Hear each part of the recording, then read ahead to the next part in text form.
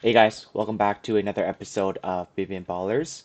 In today's video, I wanted to discuss the topic, what is the KNT's best 11 for the upcoming Asian Cup?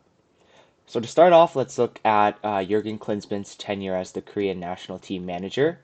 He had four early friendlies against South American teams, and in those four games, he liked to play a 4-4-2 with two sixes in the midfield. And around the September friendlies, if you guys remember, Korea played two friendlies in Europe against Wales and Saudi Arabia.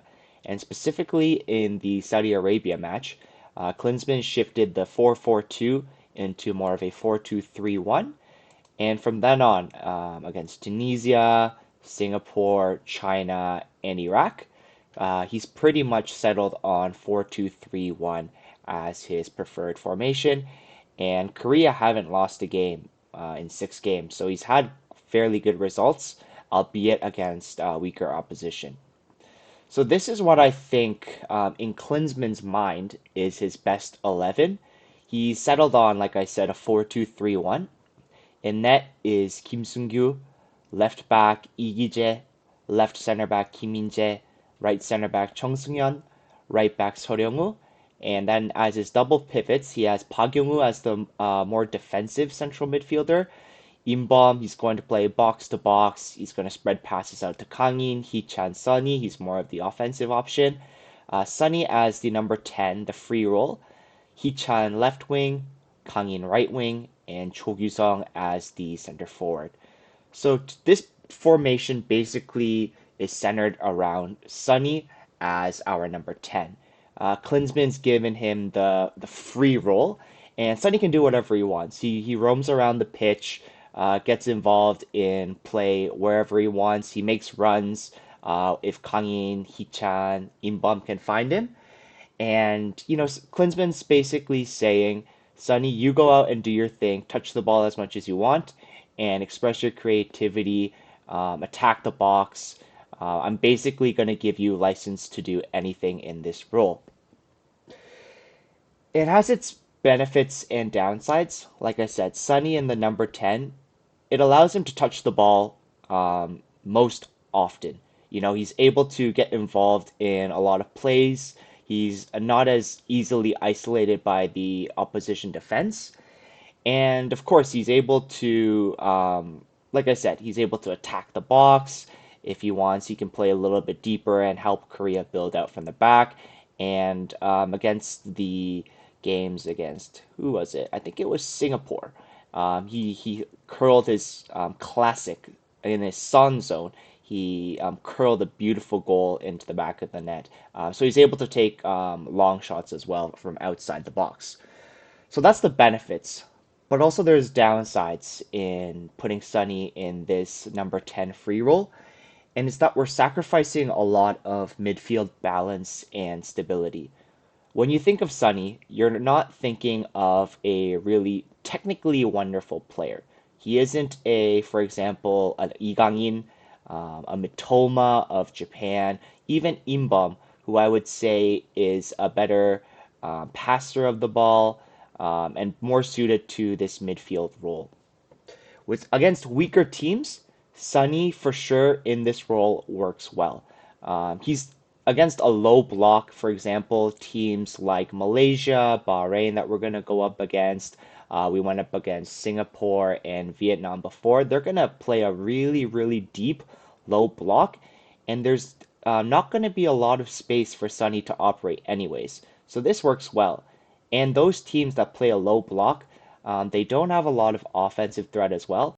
So I think Klinsmann is okay with sacrificing the midfield balance, having a little bit less defensive stability in order to get more offensive firepower.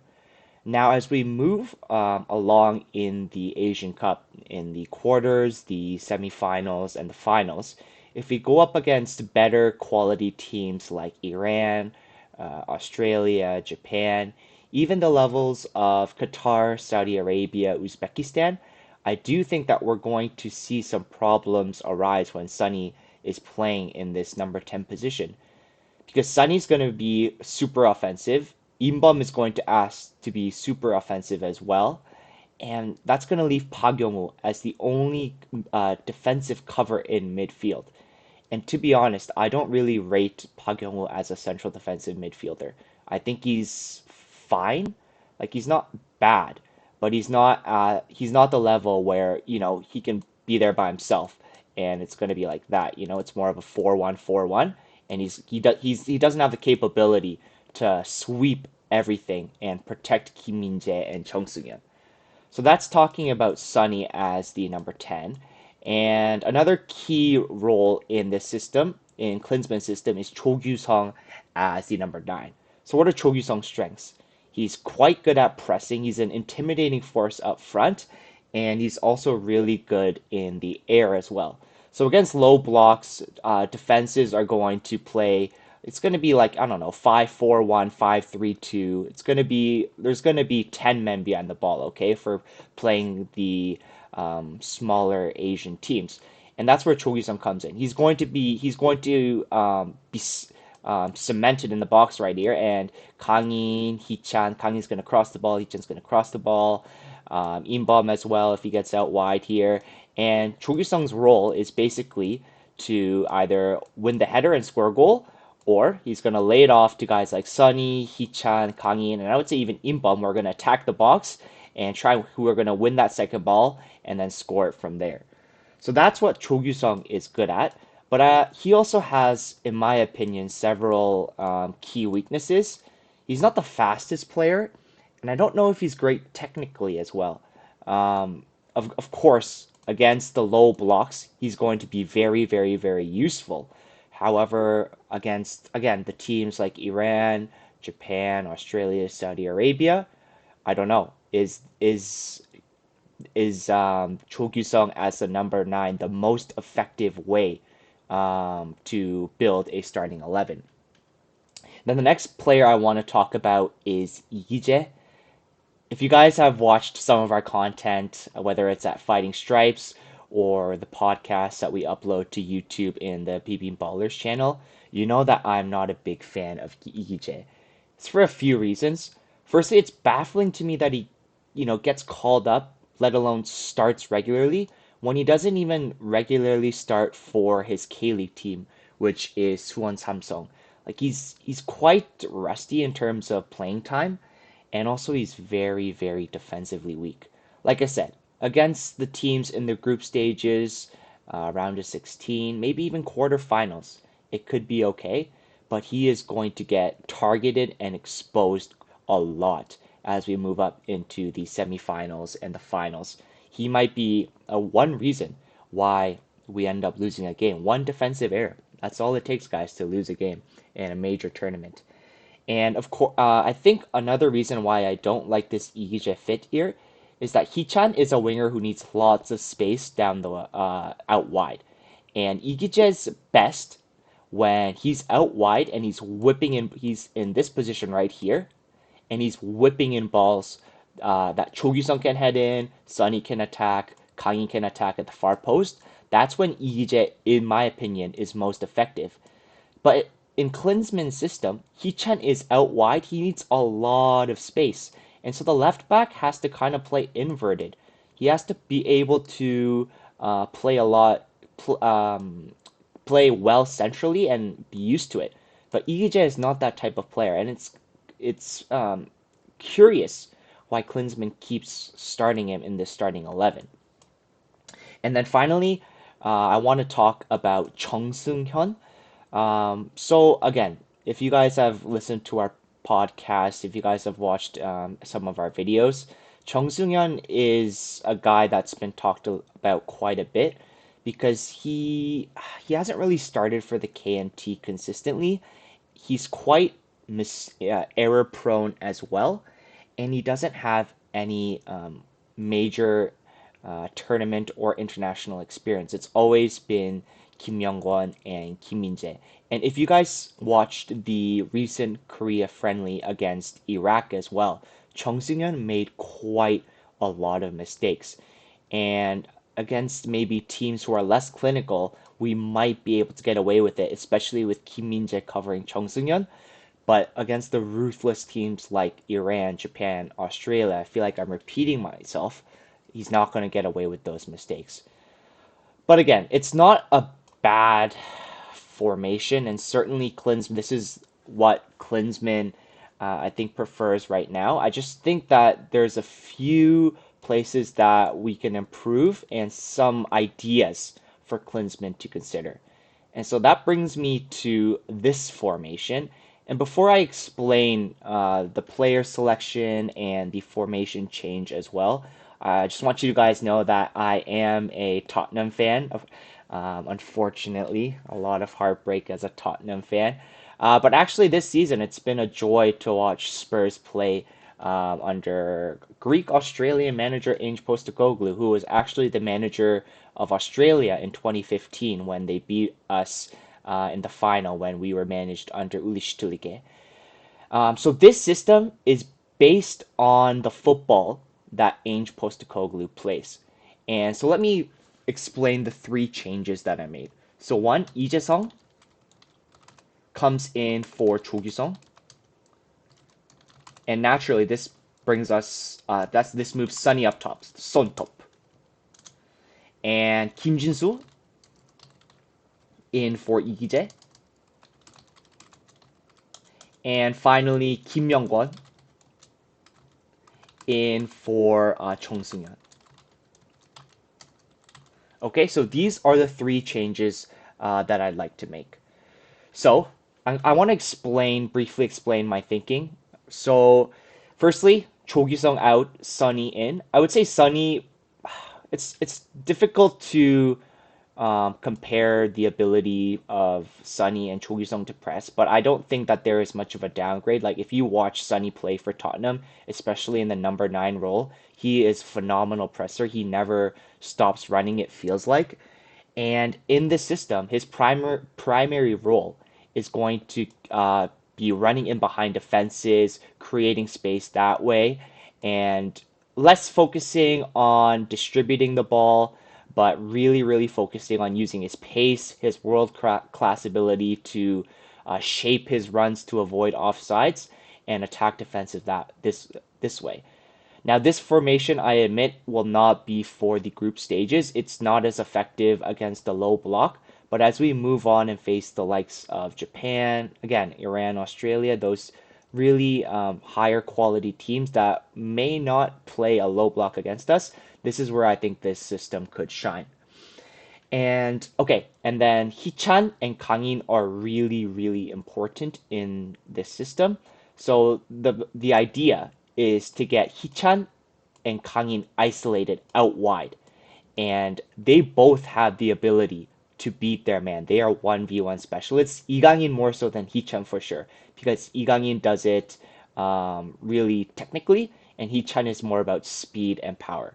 But regardless, they're going to beat their man and either take it inside shoot, or I think what's more effective is they beat their man, take it out wide, and cross it back for Sunny, Lee Jae-sung, and Im-bum to attack.